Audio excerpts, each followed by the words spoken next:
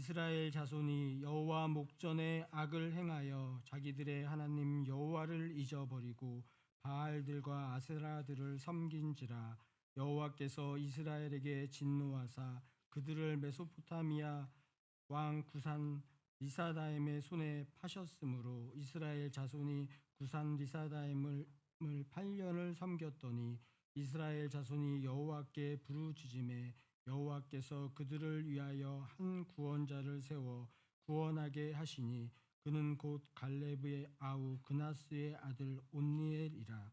여호와의 신이 그에게 임하셨으므로 그가 이스라엘 사사가 되어 나가서 싸울 때에 여호와께서 메소포타미아 왕 구산 리사다임을 그 손에 붙이심에 온니엘이 손이 구산 리사다임을 이기니라. 그 땅이 태평한 지 40년에 그나스의 아들 온니엘이 죽었더라. 아멘. 하나님의 도구가 된 운니엘이란 제목으로 함께 은혜를 나누고자 합니다. 여러분, 우리가 도구에 대해서 생각해 보려고 합니다. 도구는 자신의 의도와 목적으로 그것이 쓰여지는 게 아니죠. 그 도구를 사용하는 자의 의도와 목적에 따라 쓰여지고 존재하는 이유가 되는 것 아니겠습니까? 우리가 일상생활 가운데 여러 도구들을 만나잖아요. 예를 들면 망치도 있고 드라이버도 있고 또한 컴퓨터도 있고 TV도 있고. 그런데 그거 자체가 어떤 의도와 목적을 가지고 쓰여지는 게 아니라 누군가의 사용자의 의도와 또한 목적에 의하여서 그것이 쓰여진다라는 것이에요. 이 물컵 자체가 무슨 자기의 의도와 목적을 위해서 쓰여지는 게 아니라 이것을 쓰고 있는 이 사용자에 의하여서 이것이 그 의도와 목적에 의하여 쓰임을 받는 것이고 또한 그것이 이 도구의 존재 이유인 것 아니겠습니까? 하나님의 도구로 쓰임을 받는다라는 것이 바로 이런 뜻입니다. 바로 하나님의 뜻과 목적을 이루기 위하여서 그분의 손에, 사용자 되시는 그분의 손에 사용된다라는 것이 바로 하나님의 도구로 쓰임받는다라는 뜻입니다. 오늘 본문은 우리에게 그렇게 하나님의 도구로 쓰임받은 한 인물을 우리에게 소개시켜주고 있습니다. 첫 번째 사사인 온니엘이라는 사람입니다. 이 사람은 하나님의 도구로 쓰임받은 사람입니다. 온니엘 자신 스스로가 어떤 계획과 목적을 위하여서 자기가 쓰임받은 것이 아니라 온전히 하나님의 계획과 하나님의 목적에 의하여서 부름을 받았고 또한 그 부름에 순종하여서 쓰임을 받아 하나님의 놀라운 구원을 이룬 바로 일을 하였던 사람이 이 온니엘이라는 사람입니다. 오늘 이 첫 번째 사사인 온니엘을 통하여서 하나님의 도구로 쓰임 받는다라는 게 어떤 의미이고 오늘 본문을 통하여서 우리에게 주시는 그 하나님의 계획과 목적이 무엇인지를 분명하게 깨닫는 우리 성도들 되시기를 주님의 이름으로 축복합니다. 이 사사기는요 12명의 사사로 이루어진 하나님의 말씀 성경입니다. 총 장수는 21장으로 이루어져 있습니다. 그러면 사사가 무엇일까요? 이스라엘의 역사 가운데 통치 제도 가운데 참 특이한 통치 제도를 하나님께서 일시적으로 만들어 놓으신 제도가 바로 이 사사 제도입니다. 이 사사 제도는요 정치적으로도 또한 군사적으로도 지도자의 역할을 왕이 있기 전에 지도자의 역할을 하였던 바로 그 직무를 하였던 제도가 바로 이 사사입니다. 그리고 오늘 본문은 이 여러 과정 가운데에서 하나님의 구원을 위하여서 선택한 한 사람의 인물을 통하여서 하나님의 말씀을 보려고 합니다. 이 사사기는 또 4가지의 동일한 패턴으로 이루어졌어요. 항상 이 사사기는 12명의 사사를 통하여서 보여주는 반복된 패턴이 있어요. 그것은 무엇이냐? 첫 번째가 범죄입니다. 그리고 징계입니다. 그리고 회개입니다. 그리고 구원입니다. 요 네 가지의 패턴이 주로 이루어져 있는 것이에요. 자, 오늘 말씀을 통하여서 그럼 살펴보려고 합니다. 하나님께 버림받는 이스라엘을 보게 됩니다. 이스라엘 백성들이 하나님을 떠나 우상을 섬김으로 죄에 빠지는 모습을 우리가 볼 수가 있어요. 7절과 8절의 말씀을 통해서 우리가 이 모습을 보게 됩니다. 7절과 8절을 함께 합독하며 확인해 보겠습니다. 시작.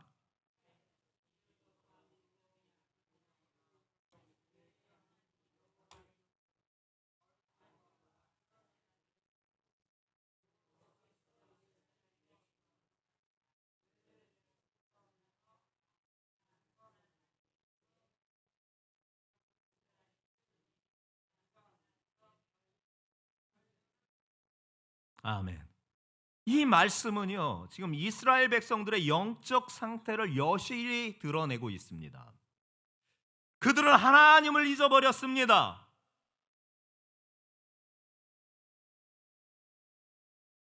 여호수아 시대가 끝나고 정복 전쟁의 시대가 끝난, 그리고 하나님께서 약속하신 축복의 땅 가나안 땅에 거주한 이 놀라운 역사가 이루어졌음에도 불구하고 여호수아가 떠난 지 얼마 안 되고 정복 전쟁이 끝난 지가 얼마 안 된 이 시점인데도 불구하고 자기들을 구원해낸 여호와 하나님을 잊어버렸습니다. 그리고 그들은 바알과 아세라를 섬기게 되었습니다. 도대체 어찌 이런 일이 일어났는지, 자신들을 이집트에서 구원해 주시고 이 젖과 꿀이 흐르는 가나안 땅으로 인도하여 주신 그 하나님, 어찌 그 하나님을 잊어버릴 수 있단 말입니까? 그런데 이스라엘 백성들이 이렇게 그 하나님을 잊어버리고 우상을 섬겼습니다.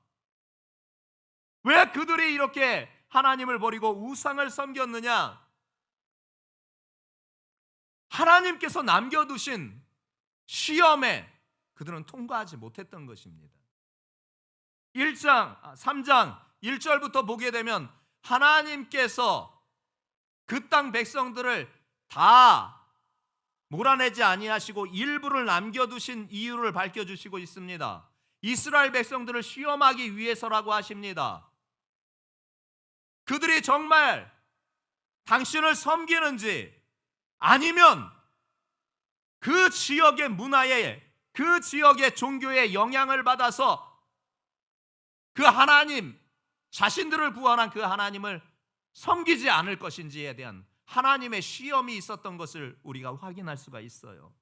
즉, 그 시험에 이들이 통과하지 못했던 거예요. 하나님을 잊어버리고 우상을 섬긴 이유가 그 지역에 남아있는 사람들의 종교와 문화에 영향을 받았기 때문에 하나님을 버렸던 거예요. 하나님께서 그들을 가나안 땅으로 들이실 때 분명하게 말씀하셨습니다. 그 땅의 거민들을 다 몰아내라고. 그리고 그들이 섬겼던 신들을 너희는 결코 섬기지 말라고 경고하셨습니다. 그러나 이스라엘 백성들은 그 하나님의 경고의 말씀을 따르지 않았습니다. 그 땅의 사람들을 남겨두었고, 더불어서 결국 그것이 사단이 되어서 그들의 종교와 또한 종교를 통하여 이루어진 그들의 문화를 받아들이게 되었던 것입니다. 그 결과가 무엇이었느냐? 하나님께서 주시는 복을 잊어버리게 되었고 죄의 길로 들어서게 된 것입니다. 화려한 세상의 문화, 화려한 세상의 종교들을 보게 됩니다. 매혹적인 말로 현혹하고 유혹하는 우리의 지금 현실을 맞이하고 대하고 있습니다. 그러나 분명한 것은 무엇이냐? 하나님의 백성들은요, 나를 구원하여 주신 오직 예수만 섬기는 것입니다. 세상에 보이는 화려한 문화, 세상에 보이는 그 화려하고 아름다워 보이는 세상의 문화와 그 종교를 우리는 그것을 받아들이고 그것에 영향을 받으면 안 되는 하나님의 자녀들입니다. 우리는 오직 예수만 섬깁니다. 오직 주만 따라가는 하나님의 자녀들인 줄 믿습니다. 만일 하나님의 자녀라 할지라도 세상이 보여주는 화려해 보이고 아름다워 보이고 웅장해 보이는 그들의 문화에 영향을 받는다 하고 그러면 분명히 어떤 결과가 나오는 줄 아닙니까? 여러분들이 하나님의 신앙에서 떠나게 되어 있습니다. 그것이 우리를 살리는 게 아닙니다. 우리를 죽음으로 몰아가는 것입니다. 그런데 하나님은요, 당신의 백성들을 구원하십니다. 한 번 선택하신 하나님의 백성들은요, 하나님께서 어떻게 해서든지 돌이키셔서 구원해내 주십니다. 당신의 부르심과 은사에는 후회가 없으시기에 비록 그렇게 세상의 영향을 받아 하나님을 버리는 자라 할지라도 하나님께서 어떤 계기를 통해서라도 그를 다시금 돌이키시는 역사가 있는 줄 믿습니다. 그 일이 무엇이냐? 하나님의 이스라엘 백성들의 죄를 그냥 지나치지 않으셨다라는 것입니다. 그들은 하나님을 잊고 우상을 섬긴 대가로 이 메소포타미아 왕 구산 리사다임의 손에 8년 동안 또다시 노예의 생활을 해야 했던 것입니다. 400년의 애굽에서의 노예 생활도 지긋지긋한데 이제 해방되어서 하나님의 축복의 땅에 임하여 그 축복의 땅에서 살았지만 그들이 하나님 앞에 범죄하니 하나님께서 그들을 징계하심으로 잠시 이방 손에 또다시 맡겨놓으신 것입니다. 하나님께서 징계하신 목적은요, 그들을 벌주시기 위한 것이 아니에요. 그들을 회개시키시고 다시금 돌이키게 하시는데 그 목적이 있는 줄 믿습니다. 여러분, 우리의 삶에서도 하나님을 잊어버리는 일이 얼마나 많아요. 세상의 것들을, 그리고 그것을 마치 하나님인 양 섬기는, 우상을 삼는 일들이 얼마나 많습니까?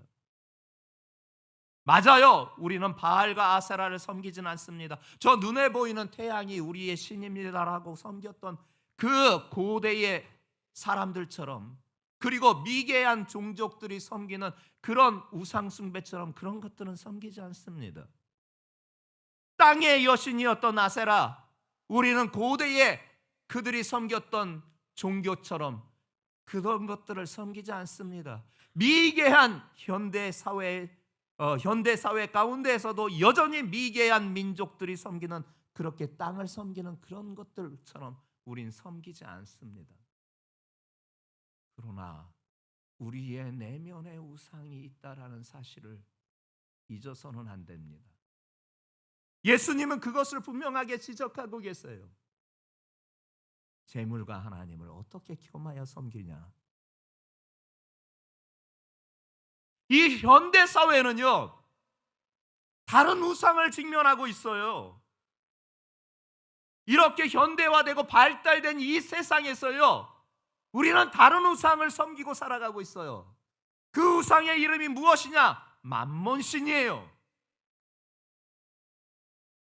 맘몬신은 무엇이냐? 물질의 신입니다. 물질이 하나님 된 시대를 우리가 살아가고 있어요. 부정할 수 없어요. 돈이면 다 되는 세상이에요. 돈이면 영혼도 팔겠다고 하는 그런 말을 흔하게 하는 세상이에요. 돈만 쥐어진다고 하면, 물질만 쥐어진다라고 하면, 그 물질로 말미암아 나에게 명예가 쥐어지고 권력이 쥐어진다고 하면, 그리고 그 돈으로 말미암아 내가 쾌락만 누릴 수 있다라고 한다면 내 영혼마저도 파는 그런 시대를 우리가 살아가고 있습니다. 이것이 세상의 문화 아닙니까? 세상에 보여지고 있는 화려한 문화의 그 밑바닥에는 이와 같은 만몬신이 지배하고 있는 시대를 우리가 살아가지 않습니까? 우리의 삶에서 하느님보다 더 중요한 자리를 차지하고 있는 것이 혹 이런 모습은 아니겠습니까?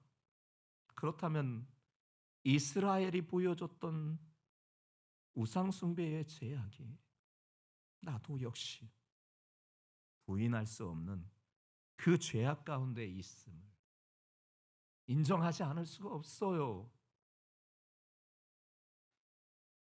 이때에 하나님의 경고의 말씀이 곧 우리에게 하시는 경고의 말씀이 되는 거예요.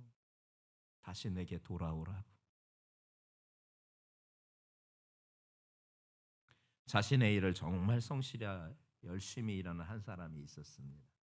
정말 아침 일찍부터 저녁 늦게까지 열심히 일하면서 살아가는 사람이었어요. 뿐만 아니에요. 신앙적으로도 너무 신실한 사람이라 기도를 열심히 했어요. 그리고 하나님의 축복을 구하면서 날마다 기도하는 것을 잊지도 아니하는, 즉 생활에서도 근면성실했고 신앙적인 면에서도 늘 기도하면서 하나님의 은혜와 축복을 구하는 한 사람이 있었어요. 근데 어느 날 보니까 그 사람 주변의 친구들이 너무나 쉽게 돈을 버는 거예요. 그래서 지켜봤더니 그 친구들이 돈을 버는 방법이요, 신묘막직한 거예요. 보니까 어떻게 저렇게 돈을 잘 벌까, 그리고 저렇게 부자가 될까, 그리고 저렇게 떵떵거리면서 살까 유념해서 봤더니 그들이 하는 일을 자세히 살펴봤더니 불법적인 일을 한 거예요. 불법적인 일. 근데 그게 그렇게 돈이 되네? 요사이 얼마나 불법적인 일이 많아요. 요새 소위 약쟁이라고 하는 마약이 지금 우리나라 이젠 더 이상 청정국이 아니라고 하고 있잖아요. 10만 명당 몇 사람이 이렇게 되면은 더 이상 마약 청정국이 아니라고 하는데 그들의 방법이요 정말 신명막직해요. 어디에서 만나서 직접 거래가 하는 것이 아니라 어디에다 놓을 테니 돈만 입금해라 하면서 그렇게 소위 그들 언어로 던지기 수법을 사용해서 수많은 사람들이 이 마약을 이렇게 투여하면서 자기 삶을 망쳐가고, 그 사람들은 불법적인 일을 행하면서 그렇게 많은 돈들을, 그래서 요즘에 공항이나 이렇게 항만이나 아주 바쁘대요. 왜냐? 수입하는, 불법적으로 수입하는 이 마약이 그렇게 많대요. 이 친구들도 그런 방법인지 어떤지는 모르겠으나 그런 불법적인 일을 통하여서 정말 많은 돈을 벌고 있더라는 거예요. 이 사람이 유혹에 빠지는 거예요. 야, 나도 저런 방법으로 좀 돈을 벌어보자. 친구에게 가서 상담을 합니다. 야, 나도 너 하는 일을 좀 배워봤으면 좋겠다. 같이 좀 하자. 그래라 그러면. 그래서 그 일을 하게 됩니다. 그랬더니 정말 그 일을 통해서 일이 너무 잘 풀려가는 거예요. 돈을 많이 버는 거예요. 더 이상 가난을 걱정하지 않을 정도가 정말 돈이 잘 벌려가는 거예요. 그런데요, 반면에 신앙적으로는요, 그의 마음이 하나님에게서 점차 멀어지게 되는 거예요. 그가 그렇게 열심히 기도했던 그가 기도를 중단합니다. 교회에 나가는 것도 가지 않았습니다. 신앙적으로는 물러가게 되는 거예요. 어느 날 그가 행했던 이 불법적인 일이 발각되고 말아요. 그리고 큰 처벌을 받게 됩니다. 모든 재산을 잃어버렸어요. 그리고 가난하게 다시금 가난한 삶을 살아가게 되었습니다. 그제서야 이 사람이 자기의 잘못을 깨닫고 하나님 앞에 돌아옵니다. 그리고 하나님께서는 그를 용서하시고 그에게 다시금 기회를 주시고 축복의 길로 인도하셨습니다. 다시는 더 이상 그런 일을 행하지 아니하고 다시금 성실히 또한 하나님과의 관계를 기도로 이어가는 믿음의 사람들의 모습을 보게 됩니다. 성도들이요, 우리가 죄를 지을 때 때로는 하나님께서 징계하시지만 그 징계는 하나님께서 당신에게로 돌아오라는 그분의 사인입니다. 이스라엘 백성들에게도 마찬가지였고 우리에게도 마찬가지예요. 근데 이 과정을 통하여서 우리가 깨닫게 되는 것은 나를 버리지 않는다라는 것입니다. 나를 떠나지 아니하신다라는 것입니다. 이렇게 죄를 짓고 이렇게 악함에도 불구하고 당신의 자녀로 택하여 주신 그분의 은혜가 나를 결코 버리시지 않는다라는 겁니다. 하나님이 여러분들을 포기하지 아니하시는 줄 믿으시기를 주님의 이름으로 축복합니다. 하나님의 은사와 부르심에는 그분은 결코 후회 안 하십니다. 나를 회개의 길로 인도하시고 다시금 하나님의 축복의 자녀의 역사를 이루어 가시는 줄 믿습니다. 운니엘이요, 이 상황 가운데 있는 이스라엘에 하나님의 부르심을 받고 그 부름에 순종하는 것을 보게 돼요. 9절부터 10절의 말씀을 보니까 이스라엘 백성들이 이렇게 고난을 당하니 하나님 앞에 부르짖어요. 그러니 하나님께서 그들을 위하여서 한 구원자를 준비하시는 장면을 우리가 볼 수가 있습니다. 9절부터 10절 말씀입니다. 시작.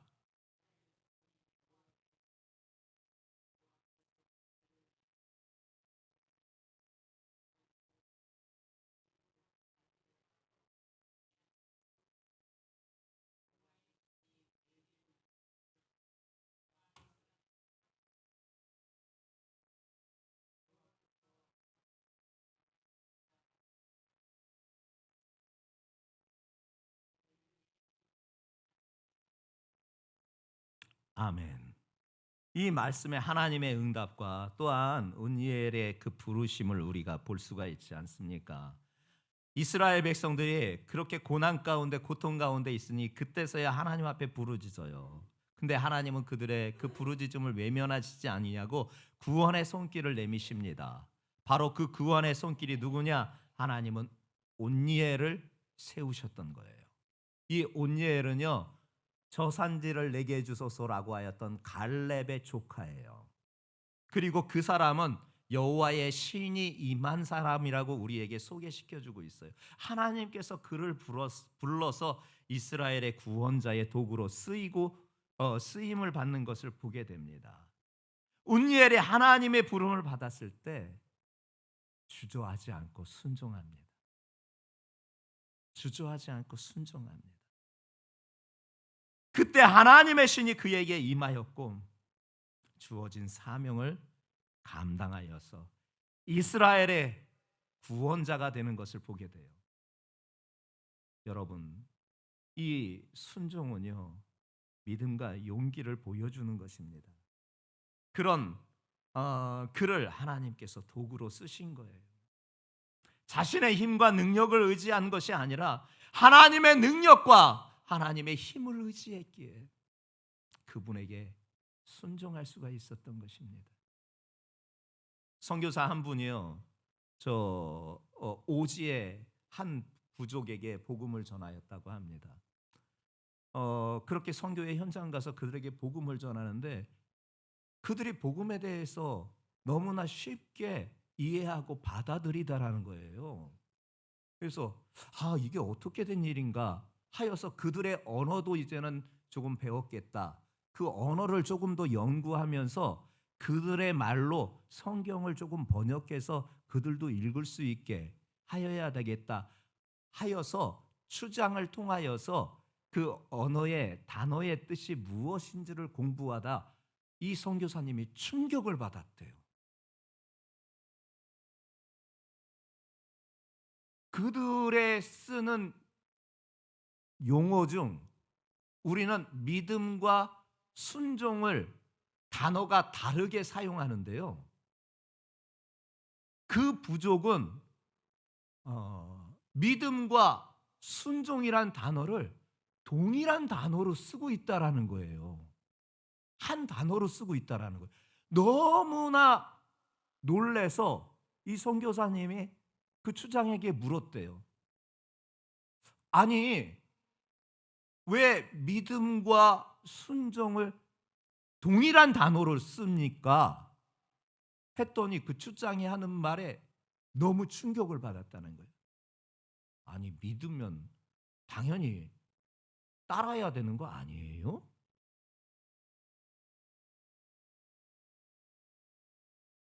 순간 하나님의 진리의 말씀을 그 추장을 통해서 깨닫게 됐대요. 성도들이여, 순종과 믿음이 다른 게 아니에요. 믿음이 있을 때 순종할 수가 있는 거예요. 순종을 통해서 여러분들의 믿음이 증명되는 거예요. 불순종은 믿음이 없다라는 반증이에요. 그래서 믿음과 순종은 하나예요.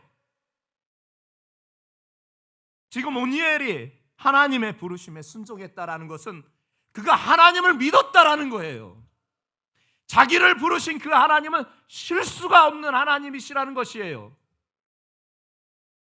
자신을 볼 때는 부족함이 많았던 인격체였어요. 능력도 부족한 사람이었어요.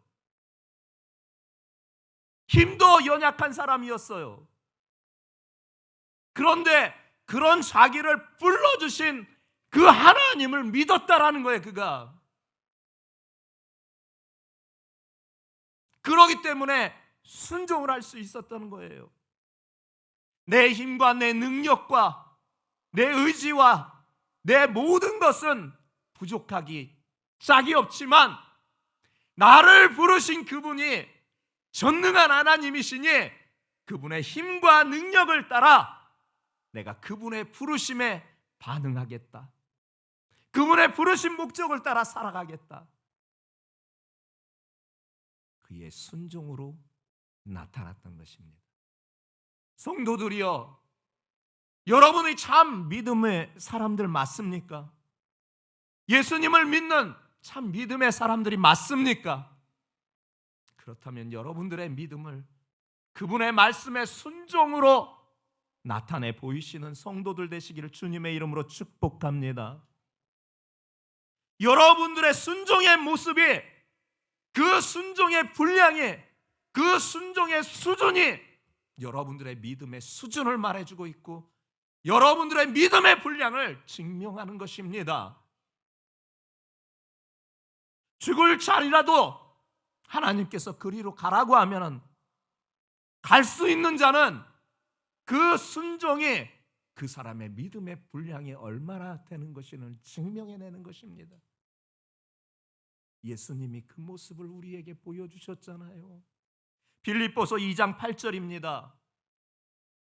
사람의 모양으로 나타나셨음에 자기를 낮추시고 죽기까지 복종하셨으니 곧 십자가에 죽으심이라.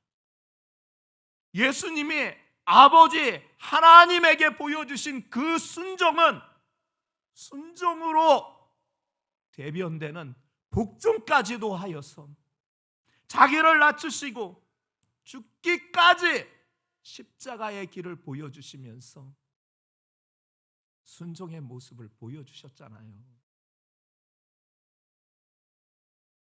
여러분, 다시 말씀드립니다. 저와 여러분들은 믿음의 사람들이 분명하십니까?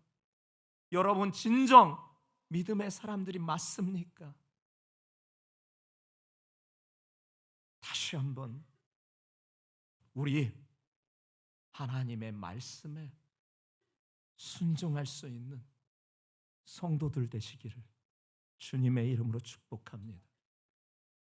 여러분들의 순종의 모습으로 여러분들의 믿음의 모습을 증명해내시는 성도들 되시기를 주님의 이름으로 축복합니다. 주님은요 순종하는 자를 찾고 계세요.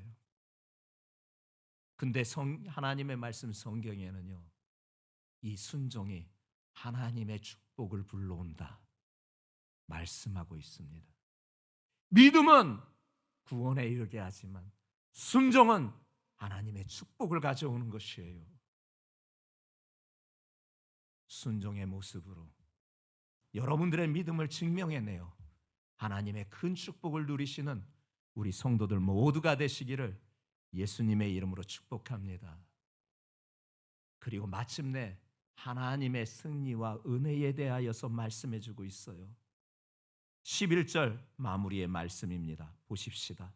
함께 확인해 보겠습니다. 시작.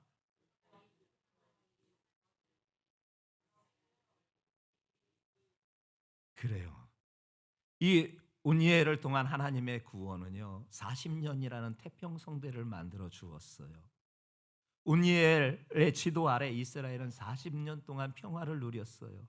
하나님의 은혜가 이스라엘 백성들의 삶에 얼마나 깊이 작용하고 있는지를 우리가 보고 있잖아요. 그런데 여러분들이 여기에서 깨달아야 될 분명한 것이 있습니다. 이 온니엘을 통하여서 뿐만 아니라 12명의 사사를 통하여서 여러분들에게 들려주시고자 하시는 말씀이 있습니다.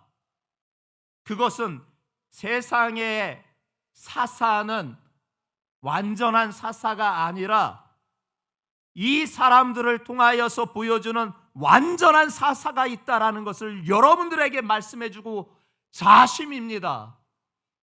그 완전한 사사가 누구시냐? 바로 예수 그리스도이십니다. 온니엘은 하나님의 부름을 받아 이스라엘을 구원하는 도구로 쓰임 받았지요. 이와 마찬가지로 예수 그리스도께서 하나님의 계획 속에서 인류의 죄를, 아니 나의 죄를 위하여서 구원하시고자 이 땅에 오신 참된 구원자가 되신다라는 사실입니다. 온니엘의 이야기는 예수님의 구원 사역에 대한 예표로서 그분이 바로 완전한 구원자이시라는 것을 우리에게 보여주시고자 하시는 그림자였던 것이에요. 그리고 온니엘의 이 구원은요 40년만 지탱했습니다. 그러나 참된 사사인, 참된 구원자인 내 구주 예수 그리스도를 통하여서 나의 죄를 사해 주시고 주신 그분의 평화, 그분의 평화는 영원한 평화인 줄 믿습니다. 온니엘의 승리는 일시적인 평화였지만 우리 주 예수 그리스도로 말미암는 승리는 영원한 평화인 줄 믿습니다.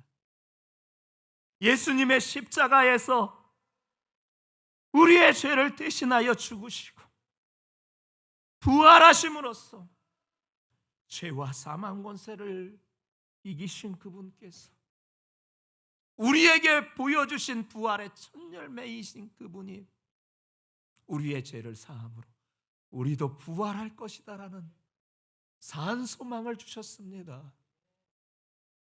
여러분 모두는 생명의 부활을 받을 줄 믿습니다. 그리고 영원한 안식의 생에 영원한 승리의 나라인 저 천국으로 우리를 인도해 주실 줄 믿습니다. 여러분들은 참된 사사요 참된 구원자 되신 예수 그리스도를 섬기는 하나님의 자녀인 줄 믿습니다. 그분만이 우리를 구원해 주시는 유일한 분이십니다. 사도행전 4장 11절에 말씀하고 있습니다. 다른 이로서는 구원을 얻을 수 없나니 천하 인간의 구원을 얻을 만한 다른 이름을 우리에게 주신 일이 없음이니라. 로마서 6장 23절도 말씀하고 있습니다. 죄의 삭은 사망이요 하나님의 은사는 그리스도 예수 우리 주 안에 있는 영생이니라. 예수님만이 우리의 구원자이십니다. 이 사실을 믿고 그 믿음 가운데 살아가는 자에겐 하나님의 은혜가 임하는 것입니다. 온니엘의 통한 하나님의 승리는 우리에게 희망을 보여주지 않습니까? 단지 인간을 통하여서 하나님의 구원을 보여주신 그것도 우리에게 희망을 보여주고 있는데, 우리의 영원한 구원자 되시고 우리의 참된 사사가 되신 예수 그리스도를 통하여서 주시는 승리는 우리에게 영원한 희망과 소망이 되는 줄 믿습니다. 성도들이요, 우리는 그 예수님만 따라가겠습니다. 우리는 그분만 믿고 살아가겠습니다. 내 인생의 사사는 온니엘이 아닙니다. 내 인생의 사사는 오직 예수 그리스도이십니다. 그 참된 구원자 되신 그분만을 꽉 붙잡고 따라가는 믿음의 사람들 모두 되시기를 예수님의 이름으로 축복합니다.